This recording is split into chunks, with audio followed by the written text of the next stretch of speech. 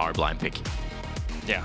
Not the flashiest blind pick, but I think it kind of gives you the best of both worlds. It's excellent follow-up. It's like your life is so much easier when you're the Mega Gnar and you already have other people looking to bring in that CC, but you also have that nice side lane threat, and it limits a lot. This is a lot to bet on a flip. Oh! Manages to grab it from the side of Bukata. Paris is here. Knock back to the wall is there. Paris immediately going to fall. Ice from downtown. Bukata stronger in the matchup, yes, but not in a 3v1. As BDS both lane here moving first, immediately capitalizing. I love that it's 1-1-3 that actually starts this play, because it's usually always the Rel starting with the Q flash, and I think Bukata could have easily reacted to it. But it's actually 1-1-3 starting with the Skarner flash E, which I wasn't expecting, and it ends up being Bukata going down, but we got crazy trades on top. Relevant, boom! It's a solo kill. Blank! GenX flashing straight into his face with a long-range weapon to finish the job. And he's bullying the Gnar. He's doing it. That's what's supposed to happen, right? You're supposed to be able to bully him. Paris on the way out now, bloodbath on every side of the map. Both teams, seeing that they have the isolated 2v2, decide it's time to start fighting. Kadui getting 1-1-3 is here. Down, but 1-1-3 is on the way in. Ishtal's edge. Finding the knockback flash out from Kadui. Loopy will be locked up, but no ulti quite yet. Loopy set to fall. Nice lockdown, and 1-1-3 grab it. It's good for the state no of the flash game, here. But Kadui way too far forward. Thought he was safe. I mean, he's going to take his time walking out of this one, but he should just fall. Shattering strike, fall up CC there. Overextending. They don't have the damage to immediately punish. Q going wide. And Ice, he's just too damn clean. Again, he was dead 15 seconds ago, but they just had to make sure the buttons were going to get hit. The skill shots Didn't have to reload.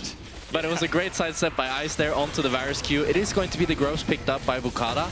But now Kadui falling there, and most likely Drake going over to the side of BDS. I mean, Loopy has a crazy cheese here. Loopy can get things kicked off. Reeker does have ult. Q flash forward. Immediate follow-up. They're only managing to lock up one. 1-1-3 now ready to turn. Reeker doing decent damage, but we'll have to snap back in a second. Now taken out of the fight. Ice 4-shot going to hit the Drake, and down it goes. Reeker going because you kind of want to wait him out. As the Hex Flash takes him away. Bukata going in. Not aware there's a Skarner waiting. Excellently layered CC. Not even time to put anyone to sleep. But again, I think the 1-1-3, the hero of the game thus far, falls behind a bit early because of the strength of Lilia, leverages his bot lane's push to contest, to get those early kills, and has just kept up that pace. And this is big for anyone following BDS. Well, that thought as Paris is locked up. Bukata here to follow. Paris taken down. Nice little trap there from SK to punish. But meanwhile, on the top side, the counter punch coming through is now it's GenX who's in trouble. Forced to flashback, but will get cut down. Another TP on the way up. Reeker with ulti available, and Nuke gonna start TPing out. 1-1-3. They just try to find an angle to go into the wall, but that is a fast Yone. Nice flash to the side. Nice lock up to bring him under tower. Knock back into the wall. Knock up. Oh, from SK. Also, the blade spike definitely gonna feel good. Nice bit of a trap here. Loopy going over the wall, trying to lock up Paris. Soul unbound from Reeker. Good bit of damage down, but not nearly enough to get any kills. Bukata on the way in. Now, a sleep might change the story, but the rage is starting to stack. That's one sleepy Gnar. Desperately wants to go Mega, but this fight is getting awkward fast as Paris has generated so much space and Irrelevant now goes Mega. I don't think this dive is there. Ice on the way in too. He's got the range. The curtains have been called. But SK, they're getting the hell out of dodge. Well defended. Yeah, now Nuke will catch back up in gold onto this Yone, which feels pretty damn. Play range very well. They can always poke them down and generate space that way. I would say that I favor BDS comp going like later and later into the game. I also do think it gets to a point where Gnar should start winning on side and be quite fine. And when that happens, then SK lose a big win condition. Definitely will. Nuke grabs another tower. Traded 1-for-1 in terms of towers overall, but the Herald also goes down for BDS. Par's getting poked out a little bit. SK walking to this choke is definitely tough, but Irrelevant's backing off, so he's not going to threaten too much here. Now we've just conceded we want full 50-50. Now that the Mega is gone, BDS are in a bit of a tougher position. GenX coming in behind. Paris will spot him, but who is spotting who? Paris finds the initial engage. Irrelevant now on the chase in. Loopy locked up. Kadui trying to fire back. Bukata, eyes set on the objective. 2.5k health getting lower and lower. 1-1-3 too far away. That's the Drake already picking over, but Nuke scooping two up. Finding Kadui looking to chase down GenX as well. Lockdown comes in from Ice. Paris gonna find the CC. 1-1-3 knocks him back. Symphony of CC there. Clear, more consistent use case to make it better, but right now, I completely agree with what you're saying. Yeah. Oh, 1-1-3 doing a little threatening. Loopy just walking forward. This tower is about to fall. Good VAR assault to start things off. Paris missing a bit on the Shattering Strike. Irrelevant off to the side. Reeker laying down a lot of damage, but not going to finish much here as Paris re-engages. Nuke setting up the tower. Nice positioning from BDS, denying any potential fallout from SK. end up, or prey on some sort of miracle steal. Some sort of fumble from 113, 3K, getting lower, shock blast in, ulti goes through, and they manage to steal it! Ruin's on top, but the flowers are still gonna get taken down. Ice trying to clear as many as he can, but he only has 4 bullets. That was incredibly awkward. They do manage to find the steal. I guess I caster cursed it, but 113 still trying to force the fight. Jax with a knockback, but just brings his team deeper into the fight. A lonely Swirl Seed, the only sign of Bukata in this exchange. Kadui, good damage, irrelevant, not gonna get hit by the Q. SK still pushing forward. They got it. They got the auto going out.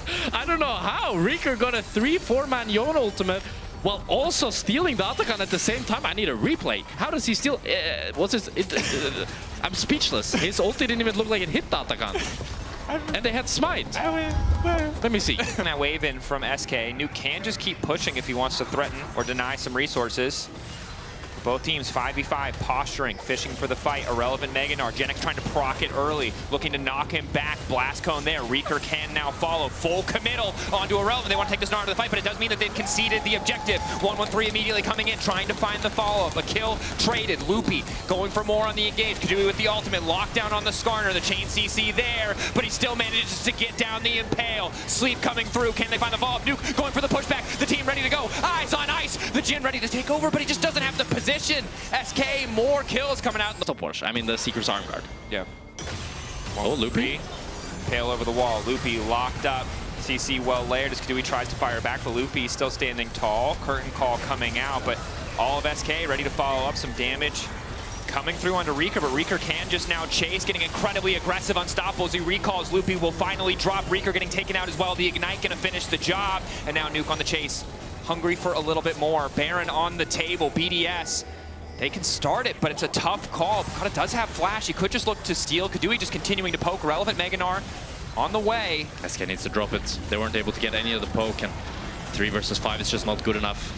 And it's Loopy getting caught out, but he's actually fine. But it's Reeker that really wants to make something out of this TP, and he ends up going too deep and falling.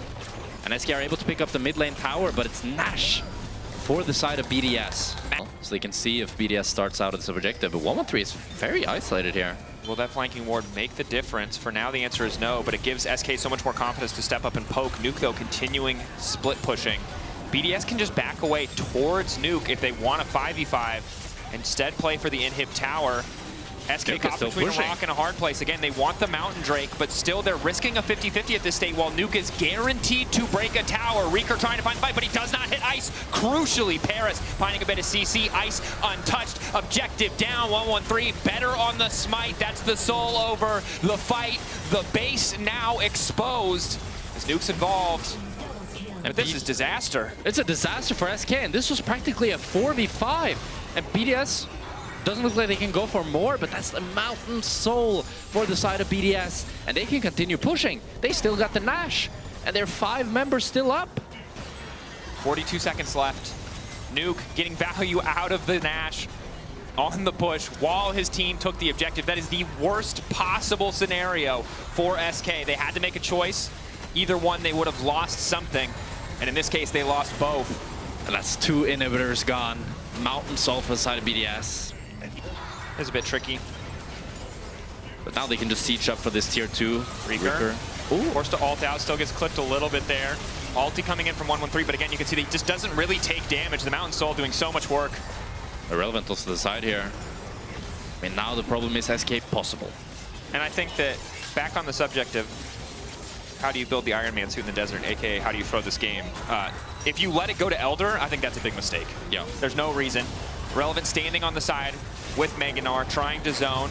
Wall up goes down, knock back onto Bukata. He should just fall. Stun coming through there as well, but he buys a bit of space with the stopwatch. Nuke and Ice now ready to follow. Nice knockout coming through from Paris. Instantly, the 3-man shuffle. The Emperor has arrived.